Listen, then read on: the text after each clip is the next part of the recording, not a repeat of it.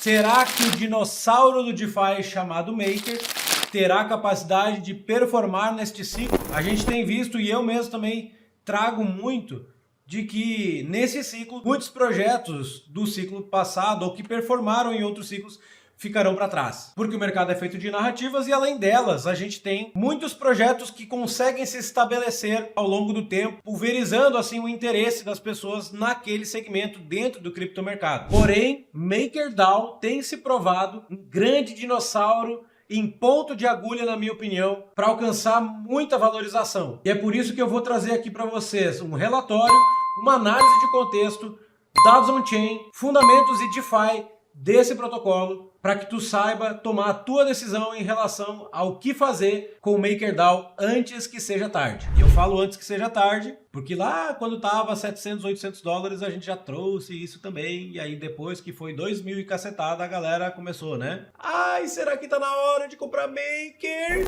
Então, meu amigo, deixa o like, se inscreve nesse canal, ativa o sininho para não perder nenhum conteúdo e vem comigo pro lado de dentro das criptomoedas. Vinhetinha!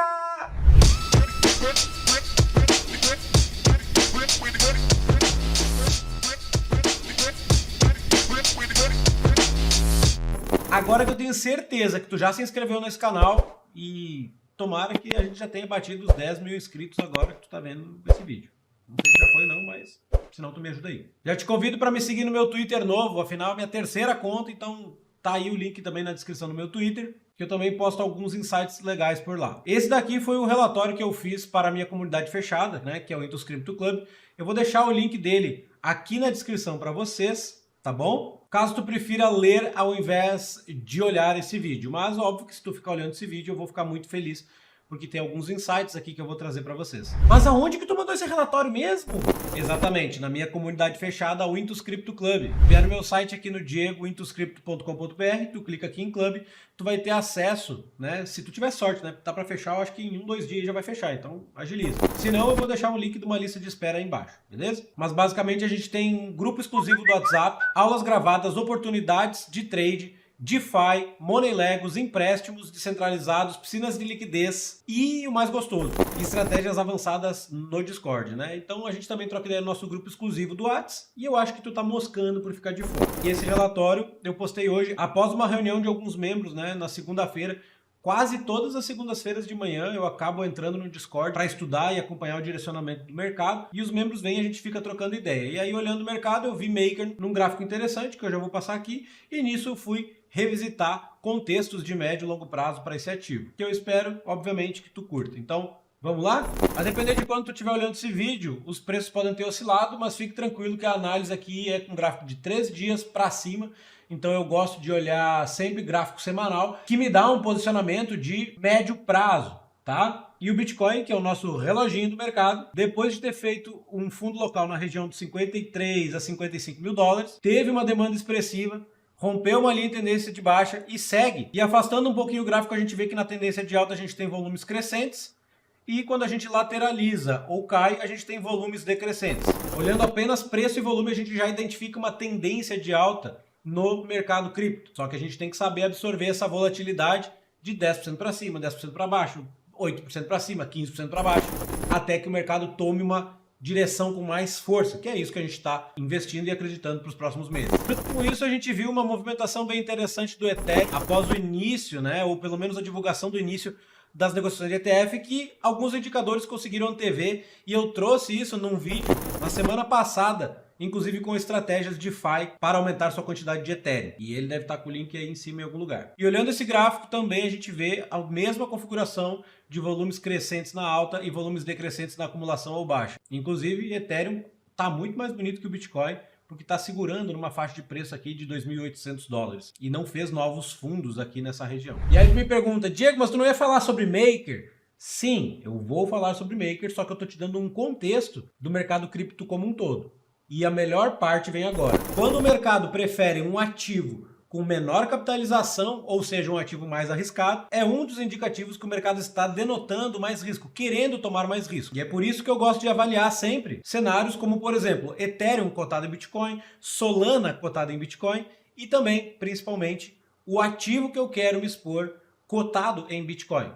Porque se eu não ganhar da valorização do Bitcoin, não me interessa. Salvo quando é Ethereum e a gente consegue ganhar muitos airdrops multiplicando 10 a 15 vezes em 1 ano e meio a nossa carteira, como aconteceu comigo e alguns membros da minha comunidade. É verdade.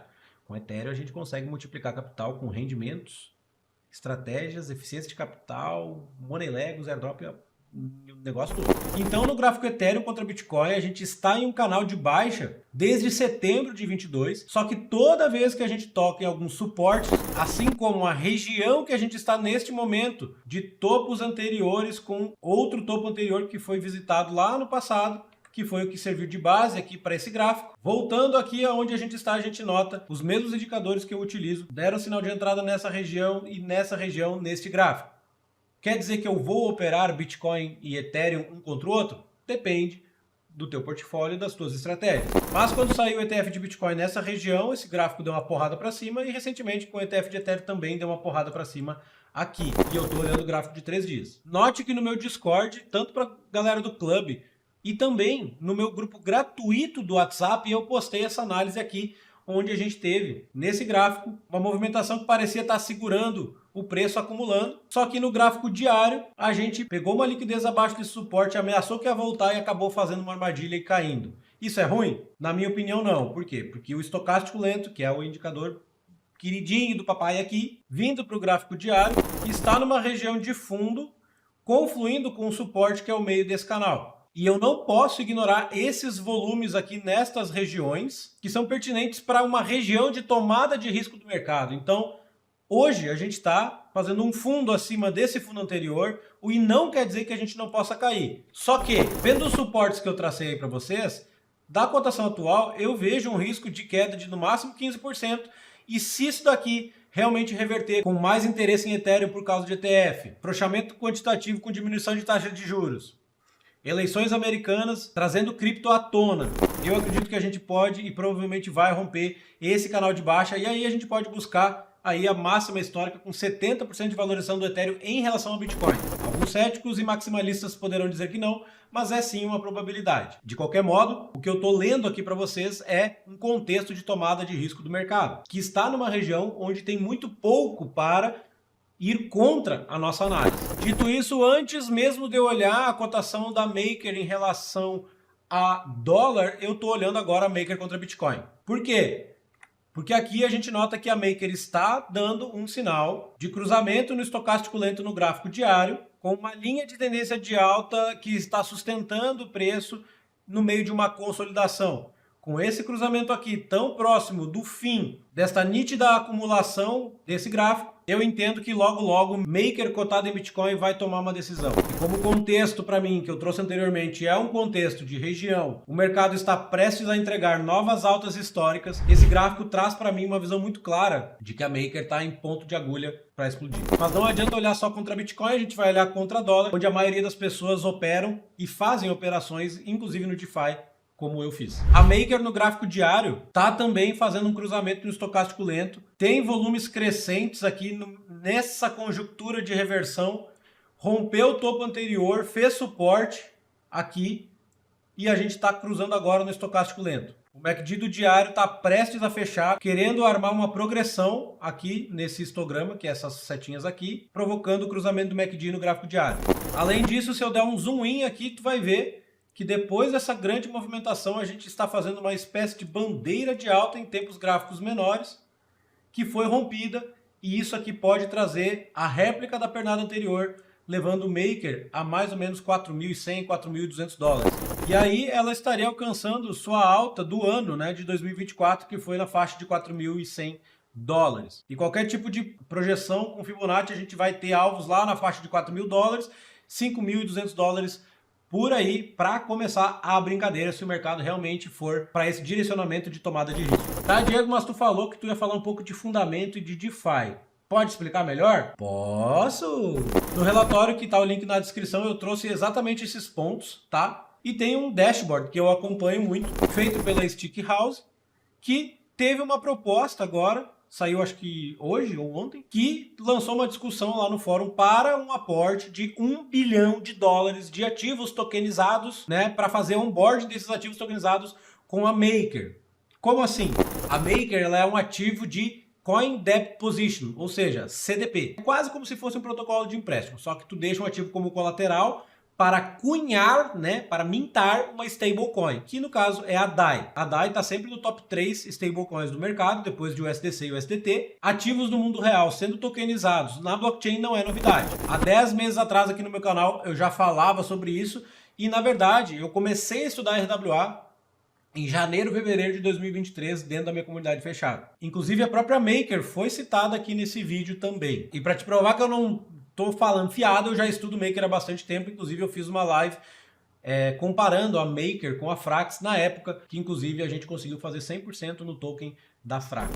Então eu vou repetir para te se inscrever no meu canal e ativar o sininho aí para te não perder mais disso. Desde aquela época eu acompanho esse tipo de dashboard, né, que são painéis que dão muitas informações relevantes, como por exemplo, né, se o protocolo Maker tem lucro ou não tem, dito que ele gera muita taxa, né, com as operações que ele disponibiliza para os usuários. E hoje, RWA, como vocês podem ver, já tem uma participação de 42% de todo o colateral do protocolo. Quer dizer que não é só escorar cripto para pegar stablecoin, já tem RWA, ou seja, Real World Assets, ativos do mundo real, tokenizados como colateral para que exista a stablecoin DAI. E olha só da onde vem a maior parte das receitas da Maker. Hoje, 34% das receitas da Maker são provenientes de Real World Assets. E caso tu venha do mercado tradicional, quer ficar olhando o balanço de empresa, tá aqui o balanço da Maker também, para te dar uma olhada no mesmo painel, que tá o link na descrição dentro da análise que eu trouxe.